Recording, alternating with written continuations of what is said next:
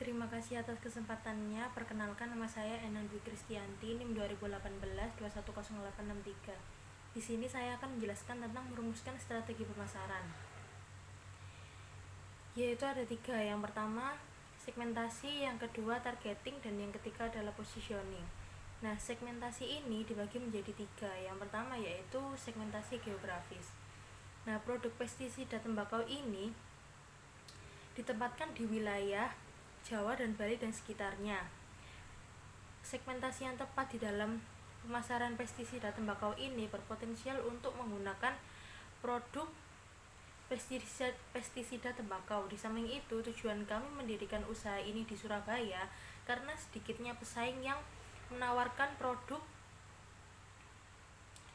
karena bahan baku serupa. Dengan begitu kami akan mudah mendapatkan banyak pangsa pasar. Kemudian segmentasi yang kedua ada demografis. Nah, mengenai segmentasi produk pestisida tembakau ini ditujukan untuk semua kalangan. Mereka akan mulai lebih memperhatikan lingkungan sekitar serta produk yang digunakan oleh semua kalangan. Kemudian segmentasi yang ketiga adalah psikografis. Ini lebih ditunjukkan kepada masyarakat yang lebih mementingkan lingkungan, terutama pada tanaman dengan menggunakan produk yang aman.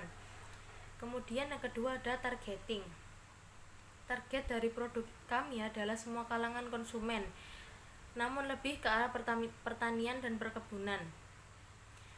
Kemudian yang ketiga ada positioning. Positioning pada produk kami, pestisida tembakau, berbeda dengan produk lain karena produk pestisida ini menggunakan asli dari tembakau, dan tembakau dapat menghilangkan bakteri lainnya yang memiliki khasiat untuk menyuburkan tanaman. Kemudian ada bauran pemasaran produk. Agar produk ini dapat diterima dan meningkatkan minat dan kalangan masyarakat, kami mengolah menjadi pestisida cair. Tembakau dipilih sebagai bahan utama karena tembakau mengandung nikotin yang dapat digunakan untuk mengendalikan beberapa jenis hama atau parasit pada tumbuhan padi. Kemudian harga. Untuk harga, strategi harga kami menentukan untuk awal tahun yaitu sebesar 70.000, dan kami menargetkan dan memberi asumsi naik setiap tahunnya sebesar 5%.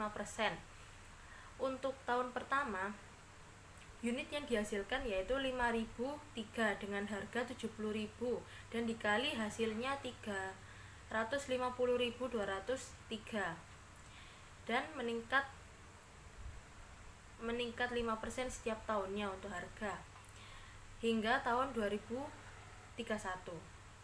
Nah, untuk tempat, produk kami melakukan distribusi secara online dan offline, di mana target awal toko kecil maupun toko swalayan di daerah Jawa, Bali, dan sekitarnya. Seperti yang kita ketahui bahwa target cukup banyak, target pasar yang dapat dijangkau, maka dari itu tidak berpusat pada pembelanjaan saja, namun dengan swalayan dan toko-toko kecil. Nah, untuk saluran distribusinya, kami menggunakan saluran distribusi yang didistribusikan kepada pasar-pasar tradisional atau swalayan pasar. Nah, untuk jangkauannya, biaya distribusi produknya untuk tahun pertama yaitu tahun 2022 yaitu sebesar 1.200.000 dan meningkat setiap tahunnya hingga tahun 2031. Nah, promosi yang kami gunakan yaitu offline dan online. Untuk offline-nya kita akan berinteraksi secara face to face. Nah, untuk online-nya kita menggunakan Instagram dan Facebook atau jasa paid promote. Kemudian untuk biaya media sosial dan pembuatan brosur dan totalnya sebesar 1.300.000 dan meningkat setiap tahunnya hingga tahun 2031. Dan meningkatnya yaitu sebesar 2% setiap tahunnya. Nah, kesimpulan dari aspek pasar ini, setelah dilihat pestisida tembakau ini dapat diambil kesimpulan bahwa usaha ini memiliki peluang pasar yang cukup tinggi dengan dilihat dari identifikasi pesaing, peluang pasar, dan penetapan strategi pemasaran, sehingga usaha pestisida tembakau ini layak dilaksanakan. Terima kasih.